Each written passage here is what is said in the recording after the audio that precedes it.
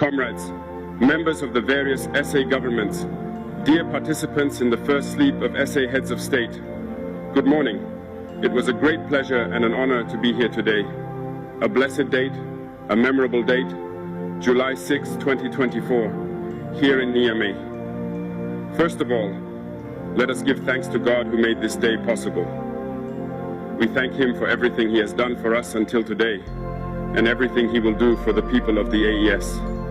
Please allow me also to pay tribute to the Nigerian people, these people who have suffered so much since the advent of the CNSP, and who continue to remain standing. Thank you to the Nigerians who gave us a warm welcome yesterday when we set foot on the soil of our homeland here. You are more than friends, you are more than neighbors, you are our brothers, you are our sisters. Because fraternity goes beyond friendship or neighborhood. We have the same blood flowing through our veins. In our veins runs the blood of these valiant warriors who fought and who reserved these lands that we call Mali, Burkina, and Niger. In our veins runs the blood of these valiant warriors who helped the whole world get rid of Nazism and many other scourges. In our veins runs the blood of these valiant warriors who were deported from Africa to Europe, America, Asia, or whatever, and who helped build these states during slavery. In our veins flows the blood of worthy men, of robust men, of capable men. And for this, let us be proud and thank you for being a national of the AES. Africa, this continent which has suffered so much and which continues to suffer because of the imperialists. These imperialists have only one cliché in mind: Africa is the empire of slaves. This is how they see Africa. For them, Africans belong to them. Our land belongs to them. Our basements belong to them. They have never been able to change software until today. It's deplorable. But how does he do it? It is unfortunately since the 1960s that these 6,000 acres of independence were given to Africa. They just placed local valleys at the head, according to them, of their sub-prefecture to be able to continue to supply them. These local valleys that we are going to describe today as living room slaves have no other guide than to seek to live like the master, to satisfy the master, and to do everything that the master dictates. They steal, they plunder our states, take everything to the master, and their wealth is kept with the master. They do everything to live like their master and always satisfy him. When the master commands, they execute. Do you know who these parlor slaves are? We will explain to you what it is.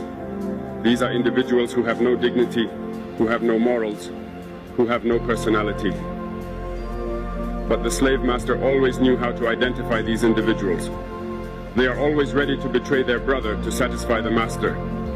They have betrayed us since independence, and others continue to betray us until today for the benefit of their master.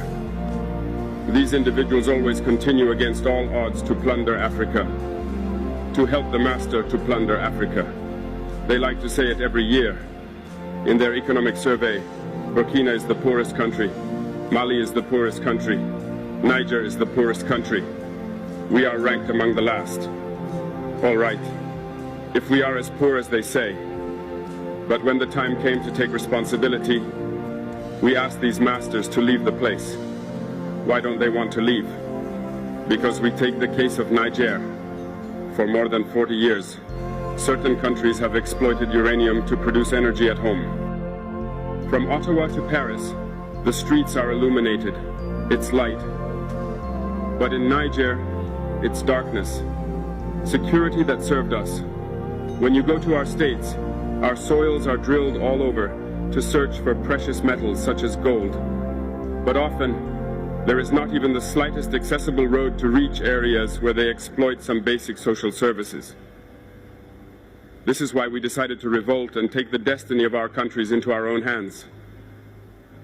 There are many other examples, but when we decided this, we were approached by some parlor slaves to give us their master's message, because they had created this sort of polymer chain that sticks up at the head of our states to serve them.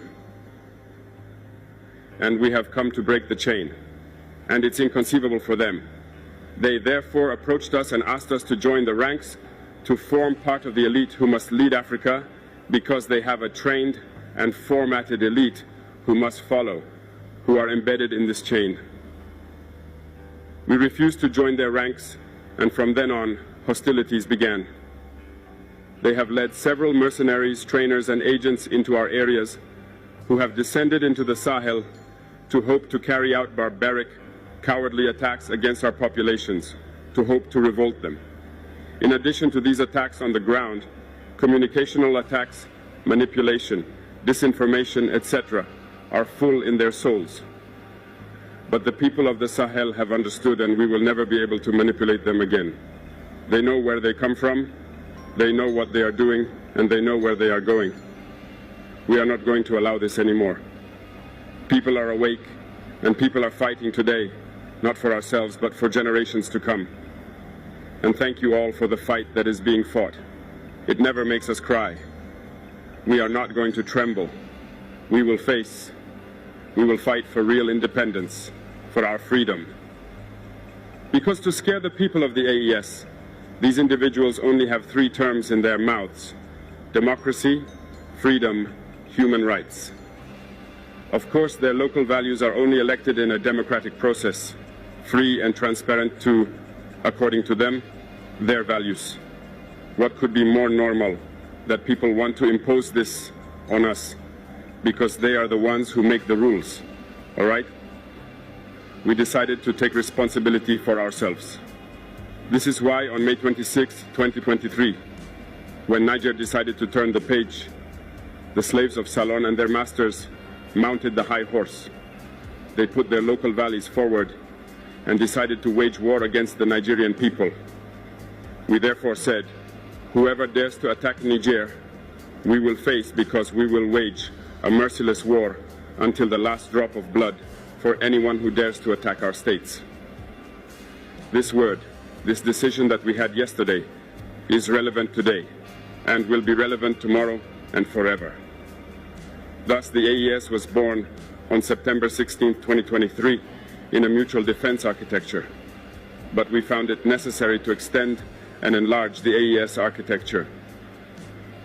What brings us together today must allow us to move into other areas in addition to defense, notably finance and the economy, infrastructure, health, education.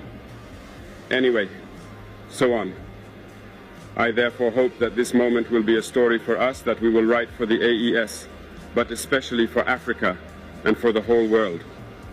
May God enlighten each and every one of us. May God inspire us in these tasks entrusted to us, and above all that, when we carry out all our work, may we have only one thing in mind: the supreme interest of our populations. On this, we pray once again to the good God that He accompanies us all in our various tasks, that He protects our fighters who, thanks to them, allow us to sit here and exchange around the future of our states. So be grateful once again, Nigerian people. Be united and united. People of the AES, thanks.